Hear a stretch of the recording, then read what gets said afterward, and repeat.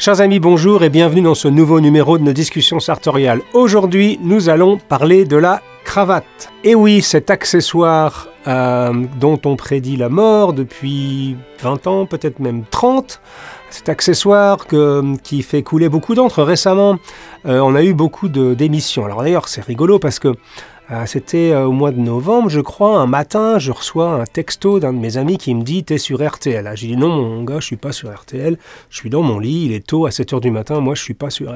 D'abord, j'habite pas dans le centre de Paris, à 7h du matin, je peux pas être sur RTL ». Donc je me suis aperçu qu'ils avaient utilisé certains passages de nos discussions sartoriales pour descendre en flèche le costume. Et donc la cravate, bien sûr, y est passée.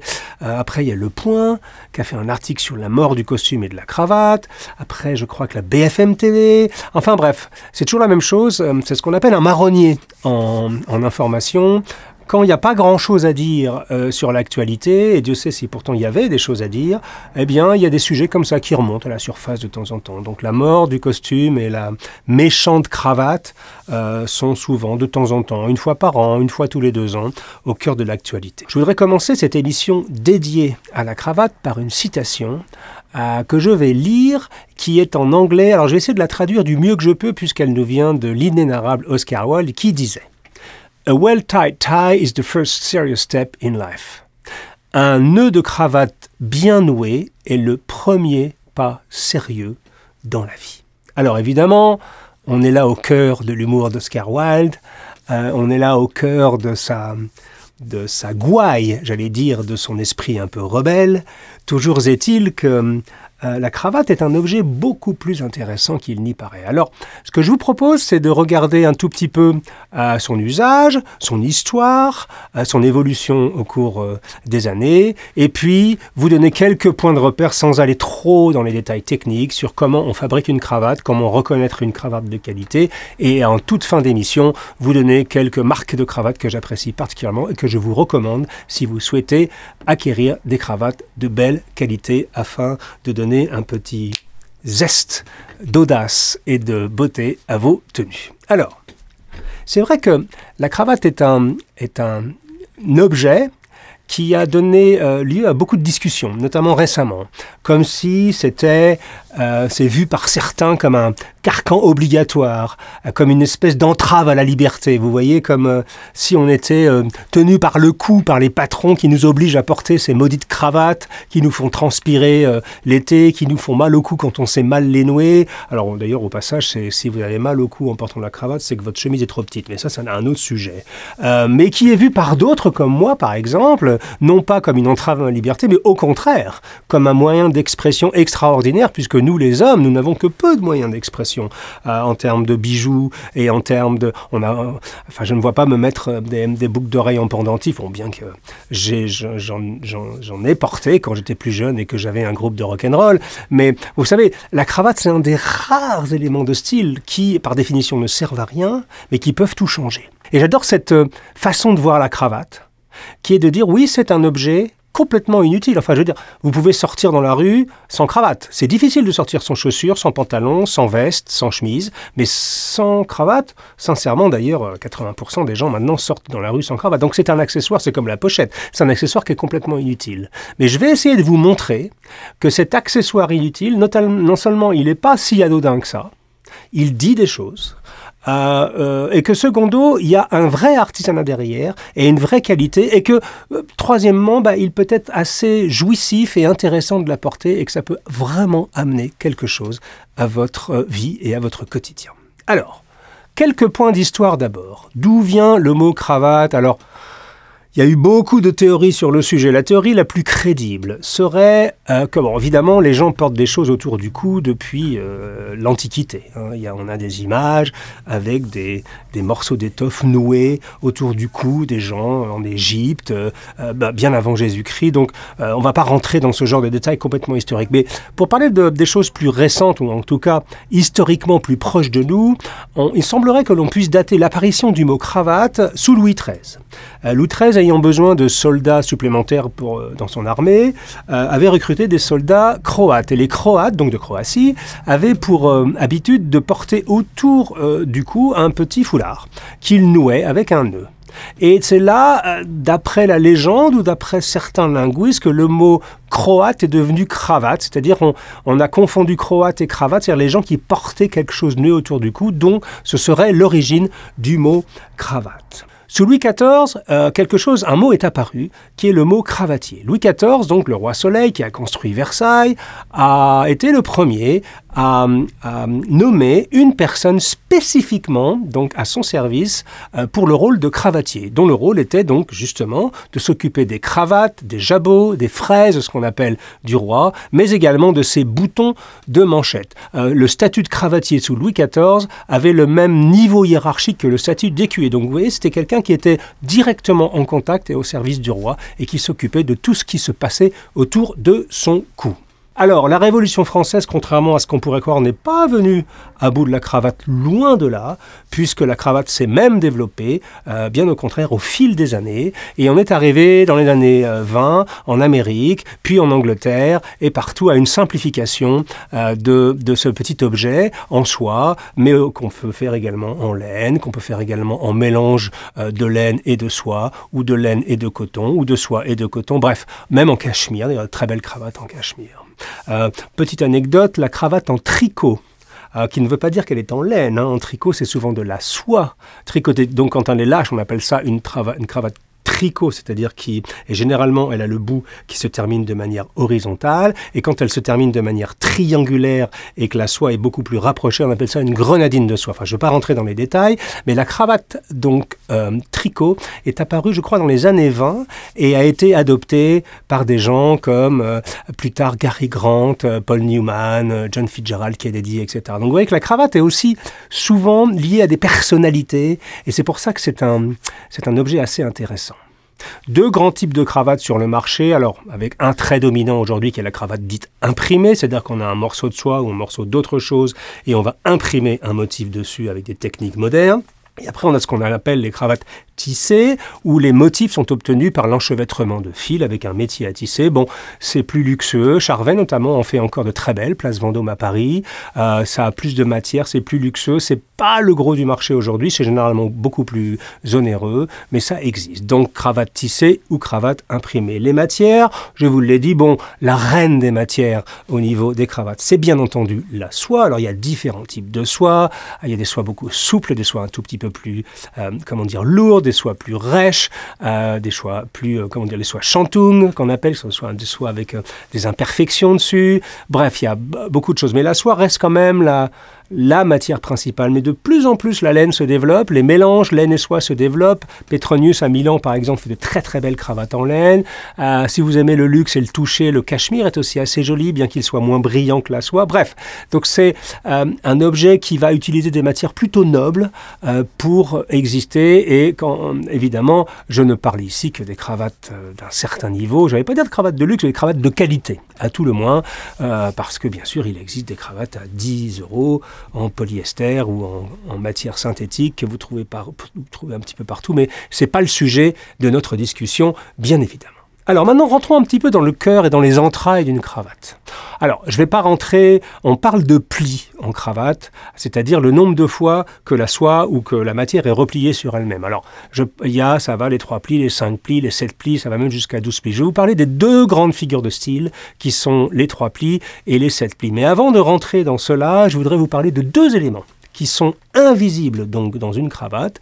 Enfin, un élément qui est visible mais à l'arrière de la cravate, c'est ce qu'on appelle la doublure, et un élément qui est invisible qui s'appelle la triplure. Alors, parlons maintenant de la doublure. Voilà, prenons par exemple cette jolie cravate qui a été réalisée, que j'ai achetée chez nos copains de chez Liverano. Bonjour Antonio Liverano à Florence. Donc, c'est une cravate 3 plis, très jolie, et vous voyez ici, elle est doublée, c'est-à-dire qu'elle est doublée avec la même soie, la même matière que la face. D'accord? Donc c'est une cravate classique qui est doublée avec la même soie, le même motif. Vous voyez, donc il y a un point de couture ici et ce petit triangle, et ça va jusqu'à l'intérieur. C'est ce qu'on appelle une doublure. Je vais vous en montrer une autre, par exemple de chez Calabrese. Bonjour Annalisa, même chose. Okay, vous voyez, c'est une cravate dite doublée. Vous voyez bien le point de coupure, donc c'est une 3 plis, avec donc une doublure de la même. Alors, certaines maisons aiment mettre une doublure de couleur différente pour donner un petit twist un peu original. Hein, mais c'est ce qu'on appelle en anglais self-tipped, donc littéralement doublé avec la même matière qu'à l'avant. Donc c'est la cravate la plus courante qu'il y a aujourd'hui sur le marché. Donc ça, c'est une 3 plis. Maintenant, je vais vous parler de la triplure. Donc ça, c'était pour la doublure. Vous avez compris, c'est à l'arrière de la cravate, comment la cravate est doublée avec un matériel qui est soit le même que devant, soit un matériel différent. Maintenant, on va aller sur un autre type de cravate, qui est toujours une cravate 3 plis, qui celle-ci, elle est de ces Spacca Napoli. Bonjour Nicolas Radano, c'est notre ami, c'est un jeune garçon qu'on aime beaucoup, qui est assez connu dans la blogosphère et sur Instagram. Alors lui, il fait des cravates très belles, que j'adore d'ailleurs, qui sont extrêmement, comment dire, on ne dit pas versatiles, polyvalentes, on dit en français. Et lui, regardez, justement, c'est ce qu'on appelle une cravate non doublée. Donc vous voyez que contrairement à la cravate de chez Liverano, là, qui est doublée, vous voyez, ici, là, il n'y a pas de doublure. D'accord? Et alors, ce qui est intéressant, c'est qu'elle va nous permettre, cette cravate, qui est très légère, évidemment, puisqu'elle n'a pas de doublure, elle va me permettre de vous montrer ce qu'est une triplure. Alors, une triplure, c'est ce qu'il y a, regardez, c'est ce qu'il y a à l'intérieur, c'est cette petite chose-là. Regardez, ça ressemble vraiment à de la toile comme on trouve dans un entoilage de costume, vous voyez? Voilà. Cette toile, donc qui est invisible, là je vous la montre parce que c'est dans les entrailles de la cravate, voilà. Cette toile, elle vient donc tout au long de la cravate donner de la structure. Parce que pour une cravate 3 plis comme ça, s'il n'y avait que de la soie, sans triplure à l'intérieur, eh bien, la cravate n'aurait aucune tenue. Alors, ce qui est intéressant de montrer également ici, c'est que vous voyez que quand on ne fait pas de doublure, cela implique de faire plus de travail à la main. Parce que vous voyez les rebords ici sont roulotés main, ce qu'on appelle. C'est-à-dire qu'on ne peut pas faire ce genre, on ne peut pas avoir ce genre de finition avec une machine. Vous voyez, cette espèce de petit roulé très délicat comme ça. Voilà, ça c'est ce qu'on appelle une cravate 3 plis, non doublée, mais avec une triplure et avec donc des bords roulotés main. C'est une figure de style très intéressante. Et ensuite, on va passer à ce que moi je considère comme étant pas le summum, mais là on rentre vraiment dans la cravate de luxe, c'est ce qu'on appelle les cravates 7 plis. Alors, qu'est-ce que c'est qu'une cravate 7 plis? C'est comme son nom l'indique, une cravate qui est repliée sur elle-même 7 fois. Alors, généralement, quand on fait des cravates 7 plis, c'est pour éviter d'avoir recours à des triplures, donc pour avoir des cravates intégralement faites avec la matière première, la soie. Donc je vais vous en montrer une, par exemple, de chez nos amis de chez Sevenfold. Alors c'est marrant parce que je vous montre une 7 plis de chez Sevenfold. Sevenfold voulant dire 7 plis en anglais. Alors regardez, là, Sevenfold, c'est à Florence, mais c'est dirigé par Kenji Kaga, qui est un japonais, un mec formidable, quelqu'un qu'on aime beaucoup. Regardez l'intérieur de cette cravate, cette petite merveille. Donc là, on n'est que sur de la soie. Il n'y a rien d'autre dans cette cravate que de la soie. Okay. Regardez-moi cette merveille. Okay, donc vous voyez le nombre de plis, elle est repliée 7 fois sur elle-même. Et vous voyez, il n'y a ni doublure, ni triplure dans cette cravate. Je vais vous en montrer une autre qui est exceptionnelle, qui doit se trouver quelque part par là. Voilà, regardez, ça je pense que c'est la cravate la plus légère qu'il m'ait été donné de voir dans ma vie. Et regardez cette chose-là, donc c'est une 7 plis sans doublure ni triplure. Regardez-moi cette petite merveille, il n'y a absolument rien dans la cravate. C'est juste de la soie. Alors évidemment, vous comprenez que quand on achète une cravate 7 plis de cette qualité-là, ça fait deux effets. Bon, d'abord, c'est un peu plus cher parce qu'il faut beaucoup plus de soie pour la produire. C'est assez facile à comprendre. Quand on replie une cravate sur elle-même 3 fois, eh bien, on consomme moins de soie que quand on la replie sur elle-même 7 fois. Mais la deuxième chose, c'est qu'une cravate 7 plis qui n'a pas de triplure à l'intérieur bouge sur vous de manière totalement différente. C'est quelque chose qui est, voilà, là on est dans la démarche sartoriale, là on est dans l'élégance, dans ce qu'elle a de magique, et dans ce qu'elle a d'invisible, mais de quelque chose qui fait complètement la différence. Enfin, je ne sais pas comment l'exprimer. Vous voyez, on peut tout connaître sur la cravate, on peut tout connaître sur l'élégance masculine, on peut maîtriser les proportions, on peut être un cadre de l'art tailleur, mais comprendre qu'une cravate 7 plis va amener un mouvement particulier à votre ensemble, c'est quelque chose qu'on ne peut ressentir que quand on le porte, tout simplement. J'ai par exemple, je porte là, une autre cravate de chez Kenji Kaga, qui est formidable, qui est une 7 plis, avec une soie un tout petit peu plus sèche, un tout petit peu plus lourde, mais qui reste extrêmement légère. Et regardez cette merveille. Aucune doublure, aucune triplure, voilà. Ce n'est que de la soie. Je peux vous dire que j'adore cette cravate. C'est une cravate extrêmement polyvalente. Le motif de prime abord est extrêmement, comment dire, semble presque importable quand vous voyez une cravate comme ça sur un porte-cravate.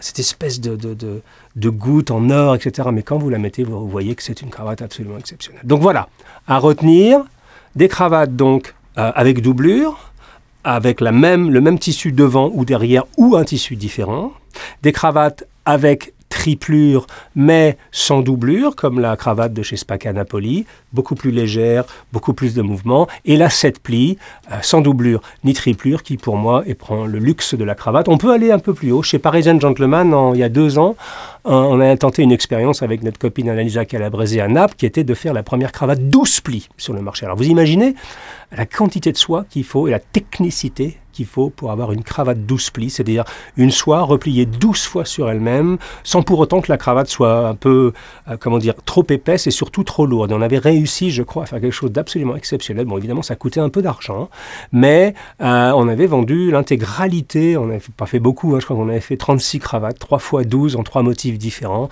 et je vais vous les montrer, regardez ces magnifiques cravates, et vous voyez que la soie est repliée littéralement 12 fois sur elle-même dans cette cravate, qui reste extrêmement légère. Donc là, on est dans l'ultra luxe de la cravate, mais je peux vous garantir que quand... Vous voyez, l'art sartorial, c'est toujours ça.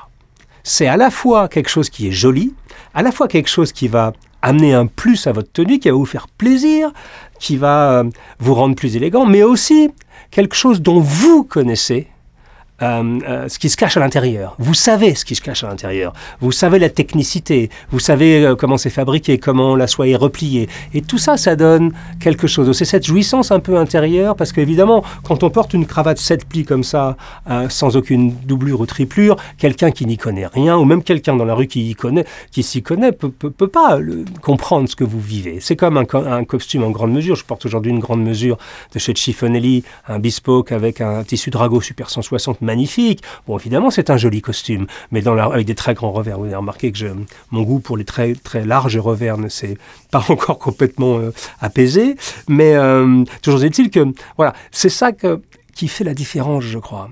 Vous comprenez ce que vous portez et vous l'appréciez à sa juste valeur parce que vous savez que vous transportez avec vous un geste, un artisanat, une tradition et pas simplement un objet destiné à vous rendre plus beau. Je voudrais vous citer une petite citation d'Honoré de Balzac pour aborder le sujet suivant qui est bien sûr les nœuds de cravate. Alors le fameux sujet des nœuds de cravate, il y a eu des livres entiers, rendez-vous compte, écrits sur le sujet et je reçois une avalanche de demandes en permanence sur le sujet. Comment, cher monsieur Jacomet, dois-je nouer mon nœud de cravate? Comment dois-je faire? Que me conseillez-vous comme nœud de cravate en fonction de ma cravate, en fonction de l'occasion, etc. Alors, notre grand Honoré de Balzac, en 1830, et je vais jeter un petit coup d'œil à ma note, il disait quelque chose de très joli. Il disait « De votre chapeau, de vos bottes, de vos habits, tout le mérite revient à votre chapelier, à votre tailleur ou à votre bottier. Mais pour la cravate, vous n'aurez ni aide ni appui, vous êtes abandonné à vous-même. » C'est tellement vrai. Personnellement, je ne suis pas un grand adepte je ne suis pas un grand théoricien de notre cravate. Je maîtrise le nœud de cravate, j'adore en faire ça, j'adore m'amuser avec son asymétrie, avec son imperfection. D'ailleurs, on y reviendra tout à l'heure parce que j'ai reçu tellement de messages me disant « Oui, comment on peut écouter les conseils d'un mec qui ne sait même pas nouer ses cravates parce que mes cravates sont souvent asymétriques, parce qu'elles ont ce qu'on appelle une goutte. » Vous voyez, cette petite imperfection ici qui est faite à dessein. Ou parfois, j'aime aussi porter ma cravate comme ça, c'est-à-dire que doublée, en montrant un peu le petit pan. J'aime aussi porter ma cravate avec le petit pan un peu plus long. Vous voyez, mon petit pan à l'arrière est plus long que le pan de devant. Et c'est un peu étrange parce que les gens se disent mais comment c'est possible de faire ça? Moi, c'est mon style. J'aime porter, j'aime. C'est un peu une éloge c'est un peu, comment dire, une ode à l'imprécision. Il n'y a rien de plus barbant, il n'y a rien de plus repoussant presque, il n'y a rien de plus ennuyeux qu'une cravate parfaitement nouée comme une espèce d'œuf qui vient sur votre cou. Mettez un petit peu de fantaisie dans votre vie. Alors maintenant, parlons des nœuds de cravate. Il y a, je crois, plus de 200 possibilités de nouer une cravate. Je vais vous donner quelques exemples quand même, parce que pour moi, bon, il y a les trois grandes figures de style, ce qu'on appelle le nœud simple, le four in hand en anglais, le demi-Windsor, que moi j'appelle le Alberti, qui s'appelle d'ailleurs, je ne sais pas s'il y a un nom particulier en français, je ne le connais pas, mais le demi-Windsor, disons, et enfin le full Windsor, que je ne vais pas vous montrer parce que je le déteste. C'est un nœud extrêmement gros et extrêmement symétrique. Pour moi, il y a 3 nœuds à connaître si vous voulez mettre un peu de style dans votre vie. Je vais prendre cette cravate de chez Liverano et je vais essayer de vous exécuter devant vous. Donc, le nœud le plus simple est très très simple. C'est ce qu'on appelle d'ailleurs le nœud simple. C'est le four in hand en anglais. Et je vais essayer de vous en exécuter un comme ça. Regardez. Donc, le four in hand, c'est très simple. Vous prenez votre cravate, le grand pan, vous passez derrière, un tour complet, vous remontez par l'intérieur, vous redescendez au milieu et vous tirez et vous avez ce qu'on appelle un four in hand. Okay? Donc, vous voyez mon mouvement. Au moment où je tire, je mets mon index au milieu pour créer ce qu'on appelle une goutte. Et ensuite, je remonte petit à petit. Voilà. Vous voyez ce que c'est une goutte? C'est cette petite imperfection au niveau du nœud de cravate qui fait que subitement, votre cravate a de la vie. Ce n'est pas simplement un objet comme un œuf complètement symétrique et inerte. Non, c'est un objet qui a de la vie. Voilà, ça c'est ce qu'on appelle un four in hands. C'est le nœud de cravate le plus simple et le plus facile à réaliser et qui s'adapte quasiment à toutes les situations. Maintenant, je vais vous montrer son grand frère, ce qu'on appelle le nœud double. Donc c'est un double four in hand que certaines personnes, par exemple de petite taille, aiment faire, parce que d'abord ça donne plus de consistance au nœud, puisqu'on fait, vous allez voir, on fait 2 fois le tour, mais en plus ça fait généralement des cravates un petit peu plus courtes. Donc les gens qui sont de petite taille aiment avoir des cravates un tout petit peu plus courtes, parce que visuellement ça allonge leur silhouette. Regardez, donc le double four in hand, donc le nœud double, c'est la même chose, on commence comme un four in hand une fois, mais au lieu de s'arrêter là et de remonter directement là, on va faire un deuxième tour, okay, et ensuite on va remonter ici, et nous allons aller dans le passant ici. Vous voyez, c'est pas très compliqué tout ça quand même. Hein. Voilà, même chose, on met son doigt au milieu, on essaye de créer une petite imperfection qu'on va appeler une goutte. Voilà, regardez. C'est pas facile hein, ce que je suis en train de faire, parce que généralement, on doit faire ça devant un miroir. Ça, c'est le double four in hand. Je ne sais pas si je l'ai bien réussi, mais vous voyez l'état d'esprit. Donc, c'est un nœud un petit peu plus consistant qui vous permet donc d'avoir des nœuds un petit peu plus courts au niveau de la cravate et un petit peu plus consistants au niveau du nœud. Mais toujours faites une petite goutte. C'est là qui fait la différence entre ceux qui savent et ceux qui ne savent pas, ou entre les gens qui savent porter la cravate et les gens qui la portent par obligation. Maintenant, je vais vous montrer le nœud que moi, personnellement, j'utilise. Qu'on appelle le demi-Windsor, ou moi que j'aime appeler le Alberti. Alors mon ami Marc Guyot, que je salue au passage, avait pour coutume de dire le seul nœud qui vaille le coup d'être noué, c'est le demi-Windsor ou ce qu'on appelle le Alberti. Alors c'est le nœud que moi j'utilise depuis, depuis toujours, puisque c'est le nœud que mon papa m'a appris quand j'étais jeune, garçon, et il m'a dit, voilà, je vais te montrer comment on fait une cravate, ça pourra te servir dans la vie. Il n'avait aucune idée de à quel point ça allait me servir. Et c'est d'ailleurs le seul nœud que j'ai connu pendant presque 30 ans de ma vie. Bon, après, évidemment, j'ai appris à faire les autres. Alors, comment on fait un demi-Windsor ou un Alberti? La différence entre un Alberti et un nœud simple est très simple à comprendre. Avec un nœud simple, vous vous souvenez, on faisait ça et on allait directement derrière. Okay? Avec le Alberti, on va directement aller dedans. Okay? Et ensuite, on passe une fois, et ensuite, on serre bien, faut que ça soit très fermement serré, on fait un tour juste après, d'accord? Et là, on revient, et on passe. Okay? Et donc, on arrive à quelque chose, vous voyez, hop, avec une petite goutte, voilà. Vous voyez que ce nœud-là, qui est mon nœud préféré de très très loin, voilà, une petite goutte au passage. Vous voyez, il y a une petite différence, c'est que ce nœud est légèrement asymétrique, c'est pour ça que je l'aime. Et surtout, il a de la consistance, puisque vous passez à l'intérieur avant de faire le tour. Bref, donc c'est le nœud que moi je recommande. Je vous le refais, vous pourrez le regarder même au ralenti. Je vais le faire au ralenti, slow motion, comme on dit en anglais. Okay? Donc, vous passez au moment où vous commencez votre nœud, vous passez directement à l'intérieur. Pas comme le four in hand là, comme ça, directement à l'intérieur. Vous faites comme ça. Et là, ensuite, vous faites comme un four in hand. Vous passez, vous faites un tour complet, vous revenez à l'intérieur. Et à ce moment-là, hop, vous faites ça. Et là, vous avez un très beau nœud. Regardez, ouh, la goutte. Vous voyez, quand une goutte se forme d'elle-même comme ça veut dire que c'est une cravate de bonne qualité avec une belle tenue. Puis après, vous avez le full Windsor, qui est un nœud que j'aime pas beaucoup. J'aime pas du tout d'ailleurs, parce que ça fait des nœuds très triangulaires. C'est pas beau, ça n'a pas de vie. Et donc, c'est pas un nœud que je vous recommande. Mais évidemment, il y a des livres sur le sujet, il y a des centaines de sites internet avec des tutoriaux qui vont vous montrer comment nœuder votre cravate. Pour moi, nœud simple, nœud double, nœud Old Bertie, donc demi-Windsor. En dehors de ça, le reste n'est pas très intéressant, mais ce n'est une fois encore que mon avis. Alors, en termes de motifs, je ne vais pas vous faire un cours sur les motifs. Le monde de la cravate est un bain de jouvence. Vous pouvez faire absolument ce que vous voulez. Les cravates, vous pouvez les avoir unies, avec motifs, avec des carreaux, avec des rayures, avec des motifs géométriques, avec des animaux dessus, avec que sais-je. Essayez. Voilà le seul conseil que je peux vous donner. Parce que la cravate fait partie de ces objets de l'art sartorial qui, sur un porte-cravate, ne disent rien. C'est comme un mouchoir de poche, par exemple, même comme une veste à certains égards. Mais essayez. Vous seriez souvent très surpris. Vous allez être très surpris. Par exemple, quand je regarde cette cravate-là de chez Spac à Napoli, donc notre ami Nicolas Radano, à Naples, quand il m'a montré cette cravate, je me suis dit, mais c'est bizarre, comment je vais faire pour porter cette cravate? C'est une cravate marron, avec des motifs un peu verdâtres, etc. Il se trouve que c'est la cravate que j'ai probablement le plus portée l'année dernière. Pourquoi? Parce que cette cravate, la cravate, c'est magique. C'est-à-dire que je l'ai essayé avec un costume gris, avec un costume bleu, avec un costume marron, elle marche avec tout, cette cravate. Et je ne sais pas pourquoi, je ne sais pas comment l'expliquer, mais elle a une espèce de polyvalence complètement incroyable qui fait qu'une cravate doit toujours s'essayer. Ne jugez jamais.